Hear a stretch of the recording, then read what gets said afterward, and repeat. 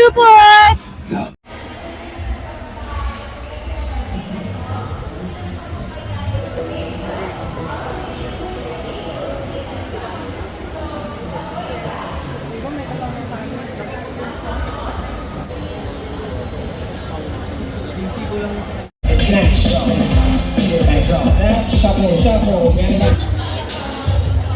Stevia, chocolate, ang sweetener is ito pong halaman. Sal na nag-boost daw po siya ng tsokolate egg. Ito po yun.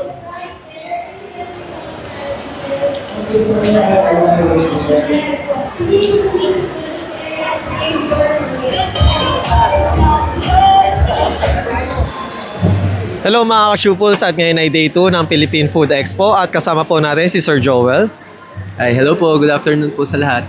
And sir, para po sa hindi pa po nakakaalam or hindi pa nakapunta dito sa event na to, is ano pala yung rine-represent nyo po dito sa event po? So, kami po, kagaya po ng sabi ni Chef Chris kanina sa stage, kami po si GIDC or si Glorious and Sweet and Fit. Kami po ang first Philippine Stevia company sa Pilipinas. So, yung farm po namin ng Stevia is located po sa Bukawi, Bulacan po.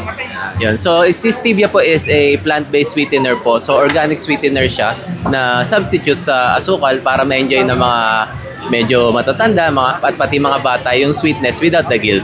Nice. And sir, ano pala yung parang pinakabago or hina-highlight nyo dito sa event na to, sir? Bagong product or any ano, sir? Yun po. So, hina-highlight namin yung mga products namin from Glorious. So, nandito po sa likod ko sila 5-in-1 coffee, which is brown rice po ang ginamit. Si 4-in-1 coffee naman po ng Glorious na with malunggay. Ayun po. Tapos may 7-in-1 coffee rin po kami with mangosteen naman po iyon.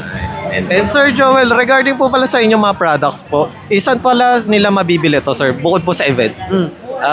Ngayon po, nandito kami sa PhilFoodEx sa may World Trade Center. Pero available po yung mga products namin sa leading supermarkets nationwide po. And sir, regarding po pala sa inyong mga products, sir, syempre, dinemo na po ni Chef. Sa palagay nyo, sir, ano pa yung pwede pala nilang gamitin pa bukod po doon sa dinemo niya po doon sa Champorado, sir? Aside po dun sa champorado, ang pagkakaalam po kasi ng mga tao, si Stevia po is sweetener lang sa beverages. So si Stevia rin po, pwede rin natin siya gamitin as meal enhancer. So instead of MSG, actually okay naman MSG kung ano gusto nyo. Pero si Stevia kasi, nag-add siya ng sweetness. Tapos yung food, naiiwan yung taste dun sa taste buds natin pag ginamitan natin ng Stevia. So mas nagiging malasa, mas nagiging malinamnam yung pagkain, yung lutong ulam natin sa bahay. And Sir Joel, regarding po pala sa inyong products po, just in case na ayun nga, may other inquiries, paano nila kayo ma-reach out, sir? You can reach out po sa aming Facebook, sa aming website po. So, ipa-flash na lang dyan sa screen, sir. Lalagay na lang namin sa description at sa mismong video. And sir, any upcoming events na naka-line up po sa inyo po? Like Bufex, mga ganun po. Attend kami sa IFEX. Sa IFEX naman po ang next. So, ngayon dito kami sa PhilFoodEx. So, abangan nyo na lang din po sa pages ni Glorious, ni GIDC, yung mga events. Aside dun, sir, so yung mga products na pinakita ni Chef Chris, gumagawa rin kami, sir, ng sariling product ng mga entrepreneur, gusto mag-startup ng business, pwede kami gumawa ng product for them, na exclusive for them, own brand nila. So, ito yung pinopromote namin, sir. So, ito po yun, papakita ko na lang. So, ayan po, yung manufacture po, yung own brand yan. So, check nyo lang din po sa Glorious Industrial and Development Corporation. Yan. Pwede po kami gumawa ng mga powder drinks nyo, ng coffee, juices, anything po na naiisip nyo. Pag-usapan po natin yun. Once again, thank you, Sir Joel. Thank you po, thank you po, thank you po. Thank you, sir. Thank you po, thank you po. May chocolate din po na ice.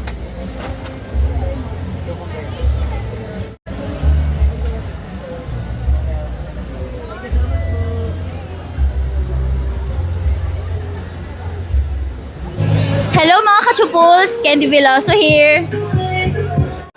Hello mga Kachupos! Yan, subscribe na! Hello mga kachupos! Hello mga ka-Chupals, kumusta kayong lahat? Ito po si Ronnie Liang. Hello mga kachupos! Hello sa inyo mga kachupos. Hello mga ka-Shupals, at ngayon ay day 2 ng Philippine Food Expo at